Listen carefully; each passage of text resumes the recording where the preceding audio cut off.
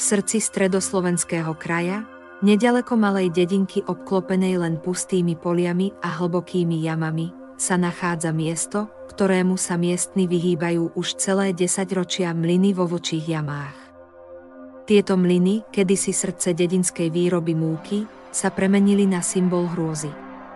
Podľa legendy ich zakladateľ, mlynár Horák, uzavrel pakt s temnými silami, aby jeho mlyny prosperovali v časoch neúrody.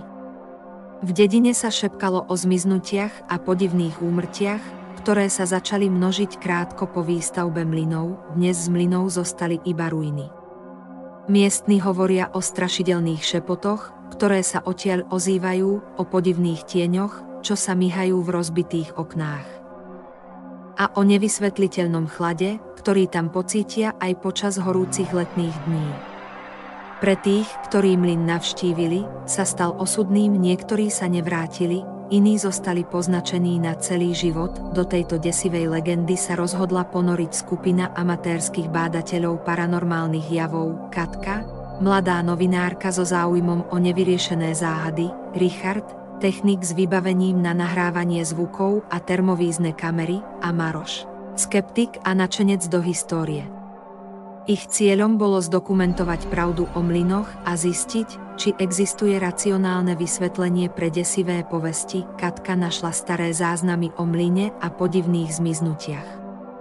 Posledná zmienka pochádzala z roku 1923. Keď skupina detí údajne vstúpila do mlynov a nikdy sa nevrátila.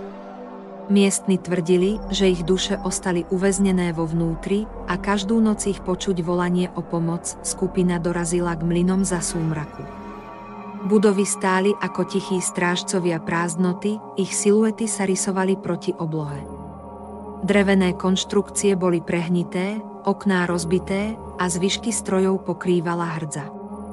Pri vchode našli staré koleso mlyna, obklopené zarastenou burinou. Keď Richard zapol termovíznu kameru, na obrazovke sa objavili záblesky tepla v priestoroch, ktoré mali byť prázdne. Niekto tam je, zammlal, no keď tam namierili baterky, nevideli nič, vošli dovnútra.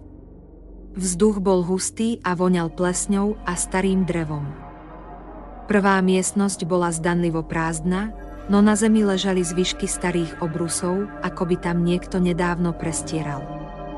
Richard na diktafón zachytil zvuky krokov, hoci nikto z nich sa nepohol. V zadnej časti mlyna našli schody vedúce do pivnice.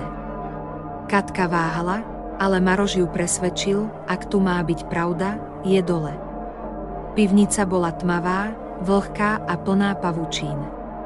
Na jej konci našli staré polís s popraskanými nádobami. Richard zbadal na zemi niečo zvláštne, malé kostry. Najprv ich považovali za zvieracie, ale po bližšom preskúmaní si uvedomili, že sú to kosti detí. V tej chvíli začuli tiché šepoty hlasy, ktoré prosili o pomoc. Katka pocítila, ako ju niečo ťahá za rukáv, no nikoho za sebou nevidela. Po návrate na povrch ich technika začala blázniť. Diktafóny sa sami zapínali a prehrávali šepoty, ktoré neboli zachytené počas nahrávania. Richardova kamera zaznamenala postavu, ktorá sa zjavila za Katkou a zmizla. Katka zrazu spadla na zem, kričala a držala si hlavu. Oni sú tu. Vidím ich. Deti, ženy, muži, všetci mŕtvi. Kričala. Maroš sa pokúsil zavolať pomoc, no jeho mobil nefungoval. Keď sa otočil, zbadal, že na zemi pred mlynom sa vytvárajú krvavé stopy, smerujúce k ním. Richard sa snažil pomôcť Katke vstať, no ona bola v tranze.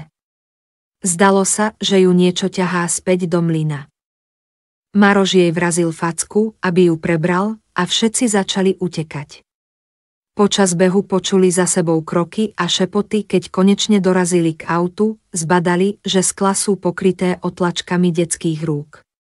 Odišli, no každý z nich sa stal iným človekom. Richard prestal skúmať paranormálne javy, Katka skončila v psychiatrickej liečebni a Maroš sa nikdy nepokúsil hovoriť o tom, čo videl. Dnes mlyny vo Vlčích jamách stoja ako tichý pamätník hrôzy. Miestni stále počujú volanie detí počas veterných nocí a na oknách sa objavujú tieňové postavy.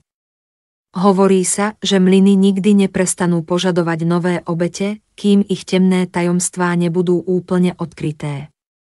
Tento príbeh varuje, že niektoré miesta je lepšie nechať na pokoji.